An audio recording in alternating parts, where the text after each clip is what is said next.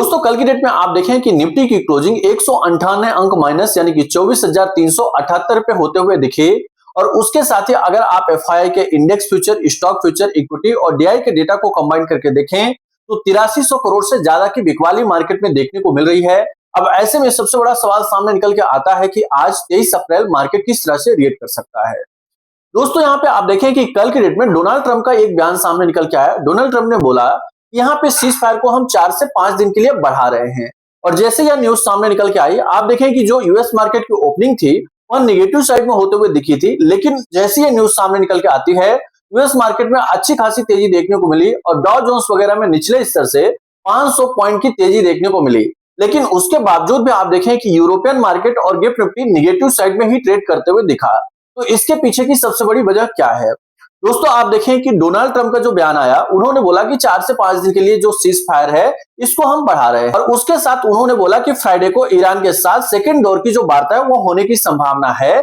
लेकिन उसके कुछ ही देर बाद ईरान का बयान सामने निकल के आया कि हमारी यूएस के साथ किसी भी प्रकार की बात नहीं चल रही है, सेकेंड राउंड की वार्ता की कोई संभावना अभी नहीं है। और उसके साथ ही अगर आप देखें तो स्ट्रेट ऑफ हॉर्मुज अभी भी क्लोज है।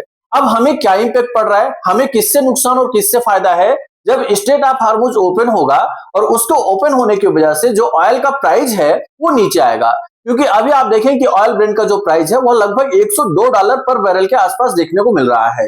यानी आप देखें कि जब ये सीज फायर हुआ था और पहले दौर की वार्ता चालू हुई थी तो उस कंडीशंस में आप देखें कि $87 पर बैरल के आसपास ब्रेंट ऑयल का प्राइस आ गया था।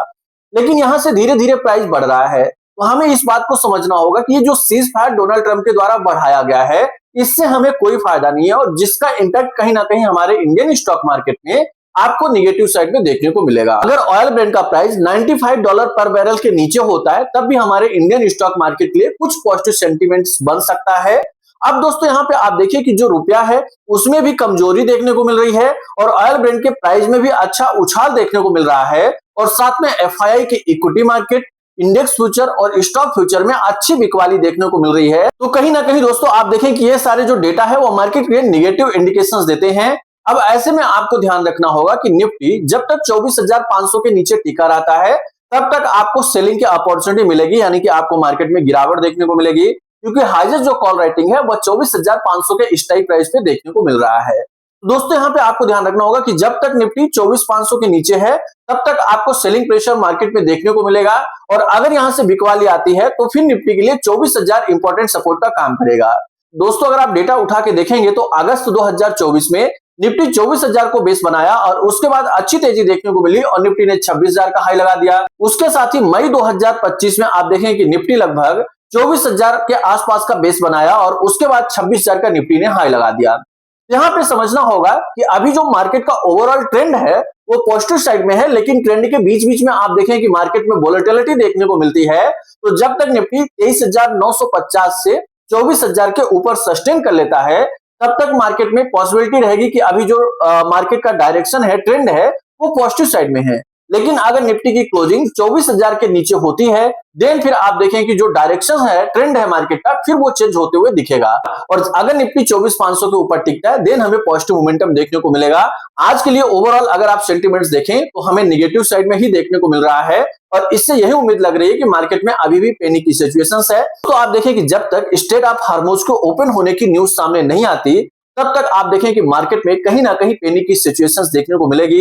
तो यहाँ पे आपको कंटिन्यू मार्केट पे नजर बना के रखना है। और दोस्तों यह वीडियो आपको कैसा लगा कमेंट करके जरूर बताएं और साथ में यह भी कमेंट करके बताएं कि आपको क्या लगता है कि आगे आने वाले समय में मार्केट में बड़ी तेजी देखने को मिलेगी या यहाँ से गिरावट देखने को मिल सकती है। कमेंट करके जरूर बताएं। अब आपका यह भी मैसेज सामने आता है कि आप ट्रेंड को कैसे आइडेंटिफाई करते हैं। तो दोस्तों यहाँ पे मार्केट के ट्रेंड को आइडेंटिफाई करने के लिए हम निफ्टी के ओपन इंटरेस्ट के डेटा को रीड करते हैं और उस ओपन इंटरेस्ट के डेटा से हम पीसीआर को आइडेंटिफाई करते हैं और अगर पीसीआर 1 के ऊपर होता है तो उसे हम मार्केट का पॉजिटिव ट्रेंड बोलते हैं और अगर पीसीआर 1 के नीचे होता है तो वो उससे हमें पता चलता है कि मार्केट का ट्रेंड नेगेटिव है। तो दोस्तों इस पीसीआर डेटा को आप भी यूज करना चालू करें। अगर आपको इस डेटा को निकालना नहीं आता तो आप हमारे Telegram channel PCR data Jitendra Baghel को ज्वाइन कर लीजिए। वहां पे कुछ अंतराल में पीसीआर डेटा पोस्ट किया जाता है। यहाँ पे जो भी चीजें हमने आपको बताया यह केवल एजुकेशनल पर्पज के लिए है, कोई भी बाय सेल या होल्ड की रिकमेंडेशंस नहीं है। इसी तरह के अपडेट्स पाने के लिए चैनल को सब्सक्राइब करना ना भूलें। धन्यवाद, नमस्कार।